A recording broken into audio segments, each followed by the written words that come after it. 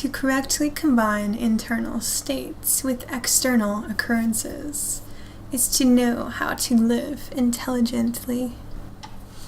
Any event intelligently experienced demands its corresponding specific internal state. Unfortunately, when re-examining their life, people think that it consists exclusively of external events. Poor people.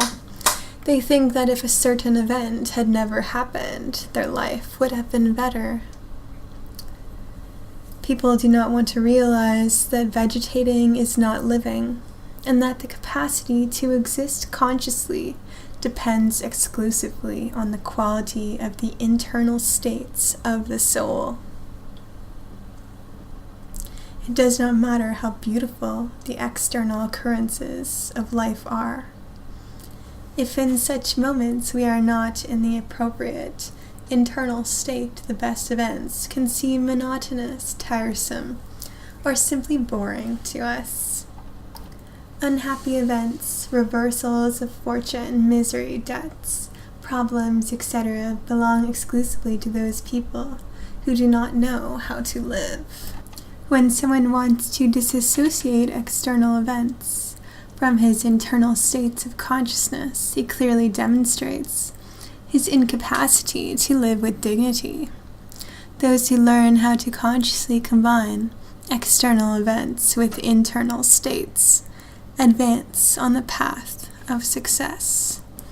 The absolute modification of erroneous states causes complete transformations in the field of practical life. When one works seriously on the wrong states, obviously the disagreeable events of life can no longer hurt one so easily. He who does not work on himself is always a victim of circumstances.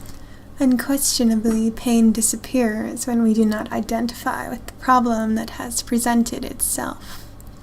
We must consider life as a succession of internal states. Many are the people who die due to ambition, anger, or jealousy. This is well known to psychologists. Inasmuch as our will endorses an absurd tendency, we become candidates for the cemetery. Since our internal life is the magnet which attracts external events, we need to eliminate the erroneous psychological states from our psyche with the greatest urgency. Destructive external situations can be transformed into inoffensive, even constructive ones through the intelligent correction of our erroneous internal states. One can change the nature of the unpleasant events that happen to us when one purifies oneself intimately. The exterior is simply the reflection of the interior. Whoever changes internally creates a new order of things. External events will never be as important as the manner in which we react in the face of them. Did you remain serene in the face of insults? Did you receive with pleasure the unpleasant manifestations of your fellow man? How did you react to the infidelity of your loved one? Hospitals, cemeteries, and prisons are full of sincerely mistaken people who react absurdly in the face of external events. The best weapon a man can use in life is a correct psychological state. One can calm beasts and unmask traitors by means of the appropriate internal state. Wrong internal states make us the defenseless victims of human perversity. Do not identify with any occurrence. Remember that everything passes. Learn to see life as a film, and you will receive the benefits. Don't forget that occurrences of no importance lead you to misfortune if you do not eliminate from your psyche the wrong internal states. Each external event unquestionably needs the appropriate ticket that is to say, the precise psychological state. The rational mammal, mistakenly called man, really does not possess a defined individuality. The internal life of the humanoid is in no way a psychological unity.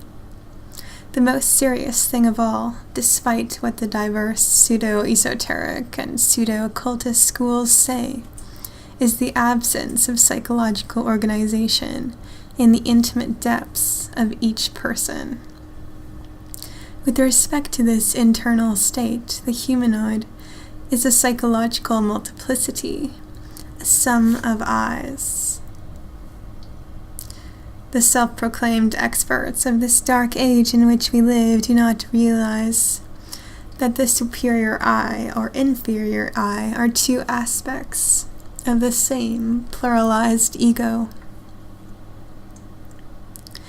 The greatest error of cheap pseudo-esotericism and pseudo-occultism is to suppose that we possess, or that we have a permanent and immutable I, without beginning or end.